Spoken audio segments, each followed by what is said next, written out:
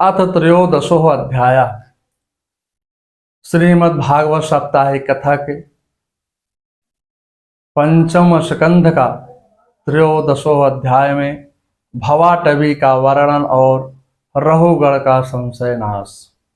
जड़ भरत जी ने कहा, हे राजन, यह जीव समूह सुख प्राप्ति के लिए धन में आसक्त होकर व्यापार करने वाले व्यापारियों के दल के समान है, जिसे माया ने इसे भवाटवी जंगल में ढकेला हुआ है। इसको यहाँ तनिक भी शांति नहीं मिलती है। गोस्वामी जी इसी भाव को रामचरितमानस में व्यक्त करते हैं। तब फिर जीव विविधि विधि पावई, संसृत क्लेश हरि मायायति दोस्तर, तारि न जाय बिहगेश। यह जीव सुख की कामना से अनेक बंधनकारी कर्म करता है, जिससे जीवन में उसका मन अशांत हो जाता है। इस भयानक जंगल में इसे 6 डाकू मिलते हैं, जिसको उसका धन लूटने लग जाते हैं। मन के 5 ज्ञानेंद्रियां शब्द, स्पर्श, रूप, रस और गंध जीव के पुण्य रूपी धन को, विषय को भोगों में लगाकर नष्ट कर देती है। इस वन में स्त्री पुत्राद भेड़िया और श्रृंगालों के समान है। इस जीव को असावधान देख करके इसके परमार्थ रूपी धन को इधर उधर खींचने लगते हैं। यह जंगल बहुत सी लता घास आदि के कारण बहुत दुर्गम हो रही है। क्वचित् गंधर्वपुरं प्रपश्यत्, क्वचित् कुकुचिरास्योर्मुलकं गृहम्। इस जंगल में तीव्र डांस मच्छर इसे चैन नहीं लेने देते हैं। यह गृहस्थाश्रम कर्मों का खेत है। इसमें वासना के कारण कर्मों का जड़ सहित नाश नहीं होता है। चोर, पक्षी, चूहे आदि इस बेचारे जीव के अन्न धन को ही ढो ढो करके ले जाते हैं। यह जीवन भर रोता रहता है। कभी वह वन में जीव समूह गंधर्व नगर धन को देखता है, मिथ्या शरीर को सत्य मानता है।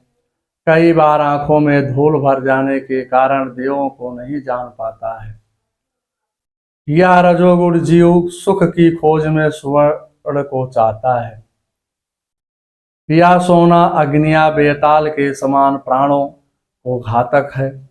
इस संघ के मनुष्यों को कभी कभी सर्प काटता है, वह 100 सास हो जाता है।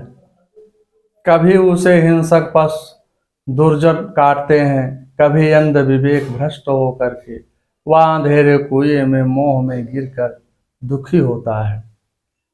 बाबा जी रामचरितमानस में लिखते हैं, मोह सकल व्याधिन कर सो मूला, तिन ते पुण्य उपजई बहुशूला।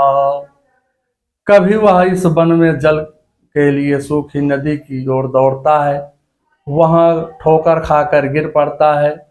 कभी पाखंड का सहारा लेता है, लक्ष्मी प्राप्ति के लिए अनुष्ठान करता है।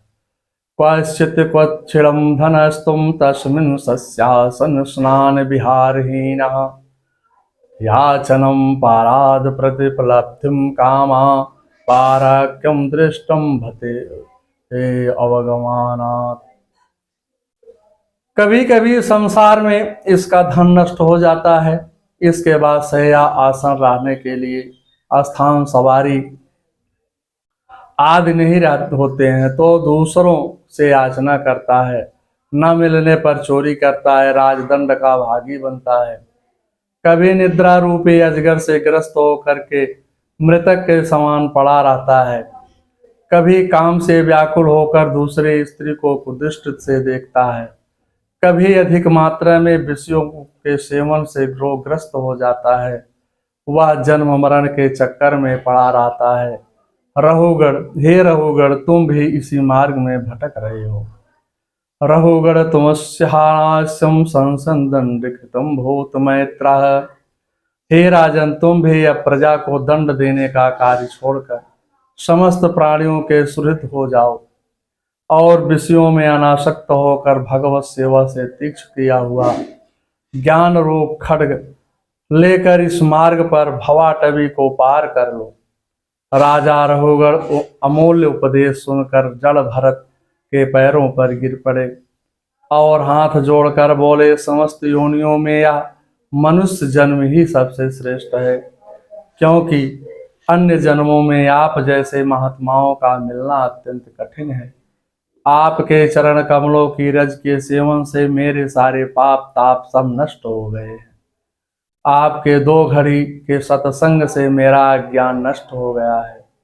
मानस में हरि कथा सुनकर पार्वती जी यही गाती हैं, मैं कृत्य कृत्य भय हूँ अब तब प्रसाद विश्वेश, उपजी राम भगत दृढ़ बीते सकल कलेश। बाबा जी श्री रामचरितमानस में लिखते हैं, इस प्रकार भरत जी के मुख से उपदेशामृत सुनकर रघुगण ने कहा, मुझे बहुत शांति मिली है, भगवान ने मेरी भक्ति दृढ़ हो गई है, मैं आपको बारंबार प्रणाम करता हूँ।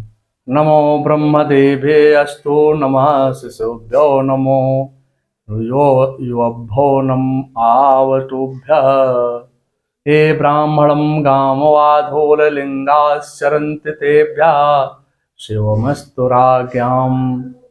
ब्रह्मज्ञानियों में जो वयोवृद्ध हों उन्हें मैं नमस्कार है, उन्हें नमस्कार है, जो शिशु हों उन्हें नमस्कार है, क्रीडारत बालकों को भी नमस्कार है, जो ब्रह्मज्ञानी ब्राह्मण अवधूत भेष से पृथ्वी पर विचरते रहते हैं उनसे हम ऐसे ऐश्वर्योन्मुक्त राजाओं का कल्याण हो।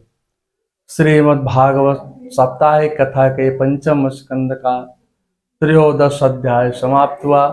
अथ चतुर्दशो अध्याय 14वां अध्याय। सुखदेव जी जड़ भरत भवाटवी का स्पष्टीकरण। सुखदेव जी जड़ भरत द्वारा दिए गए उपदेशों को स्पष्टीकरण करते हुए कहते हैं, यह जीवलोक विष्णु भगवान की माया से मोहित है, इस संसार रूपी जंगल में फंस गया है। इससे निकलने के लिए केवल भगवत भक्ति का ही मार्ग है। उसकी स्थिति ठीक वैसी है जैसे कोई व्यापारी व्यापार करने जाए और जंगल में भटक जाए। 6 इंद्रियां ही डाकू हैं, ये इंद्रियां धन को लूट कर विषय भोग में लगाती हैं। इसके सगे संबंधी श्रृंगाल हैं जो कुटुंबी का सर्वस्व हरण कर लेते हैं। अथ चायत्र कौटुंबिका दारा पत्यो नामनम कर्मणा वृक श्रृंगला गाला एवानिच्छुतोऽपि कदर्वस्य कुटुंबिना उरणकत्सम्माणमस्तो हरन्ति। संसार के लोग मक्खी मच्छरों के समान रक्त चूसते हैं। कभी यह पाखंडियों के चक्कर में फंस जाता है, कभी रास्ता भूल जाता है, कभी वह क्रोध के वशीभूत हो जाता है। जीव को जन्म मरणादि के क्लेश भोगने ही पड़ते हैं। यह जीव पत्नी पुत्रादि में ही फंसा रहता है। भगवान का काल चक्र हमेशा घूमता रहता है। मनुष्य को काल का ज्ञान नहीं होता है। जिसको काल का ज्ञान हो जाता है उसी का मन परमात्मा में जल्दी लगता है। जीवन का लक्ष्य है किसी भी साधन से भक्ति का प्राप्त होना। जीवस्य तत्त्वं जिज्ञासानार्थो यस्य अहम कर्म भी। तत्व ज्ञान जीवन का लक्ष्य होना चाहिए। सुखदेव जी कहते हैं, हे परीक्षित, राजा भरत के मार्ग पर चलना बहुत मुश्किल है। जैसे गरुड़ के रास्ते पर मक्खी नहीं चल सकती है, वैसे ही उन्होंने युवावस्था में ही सब कुछ छोड़ दिया है। जिसके पास कुछ भी नहीं रहा फिर भी भगवान की सेवा में तन्मय रहे, जिनको भगवत सेवा में सुख मिलता है, उसके लिए सब कुछ तुच्छ हो जाता है। राजा भरत जिस प्रकार शरीर छोड़ने लगे तब भी उसके मुख से भगवान नाम का ही उच्चारण हुआ। फलश्रुत क्या कहती हैं? सुखदेव जी कहते हैं, हे राजन, हमने तुम्हें राजर्ष जड़ भरत का जो यह कथानक सुनाया है, यह आयु धन आदि को बढ़ाने वाला तथा मोक्ष को देने वाला है। इस चरित्र को जो श्रद्धा से सुनता है अथवा दूसरे को सुनाता है, उसकी सभी मनोकामनाएं पूर्ण हो जाती हैं तथा उसे भगवान की निश्चय भक्ति प्राप्त होती है। इसके श्रवण से मनुष्य आत्माराम हो जाता है और किसी से कोई विषय वस्तु कामना नहीं करता। श्रीमद्भागवत साप्ताहिक कथा के पंचम स्कंद का 14वां अध्याय समाप्त हुआ। अथ पंचदशो अध्याय भारत वंश का वर्णन। सुखदेव जी कहते हैं, हे राजन, भारत के बाद उनके पुत्र सुमित हुए, जो ऋषभ की पदवी के अनुसार चलते थे। लोगों ने उनका बुद्ध अवतार मानना शुरू कर दिया, जिससे पाखंड मार्ग की कल्पना हुई। उनका बहुत बड़ा वंश चला। उनके वंश में गय नाम के भगवत दंश महापुरुष प्रकट हुए। वे निरभिमान होकर पृथ्वी का पालन करते थे। दक्ष की कन्याओं श्रद्धा, मैत्री आदि से उनका अभिषेक किया। उन्होंने प्रजा के सभी मनोरथ पूर्ण किए। प्रज्ञा को पूर्ण रूप से हर प्रकार से संतुष्ट किया। भगवान की आराधना करते थे। छंदस्या कामस्य चा यस्य कामान दुहिरंगो बलिम नृपा प्रत्यांचितम युद्ध धर्मेण विप्रम यदासिम कष्टम संपरेत्य। उन्हें कोई कामना नहीं थे, तभी वेदोक्त कर्मों ने उनको सब प्रकार के भोग दिए। राजाओं ने युद्ध स्थल में उनके बाणों से सत्कृत होकर नाना प्रकार की भेंट दी तथा ब्राह्मणों की दक्षिणार्थ धर्म के संतुष्ट होकर उन्हें परलोक में मिलने वाले अपने धर्म का फल का छठा अंश दिया। यस्याधरे भगवानांतरात्मम मघो निवद्यासुलसोपवीते। इंद्र ने उनके यज्ञ में इतना सोमरस पान किया कि वे आनंद विभोर हो उठे। उनके यज्ञ में मनुष्य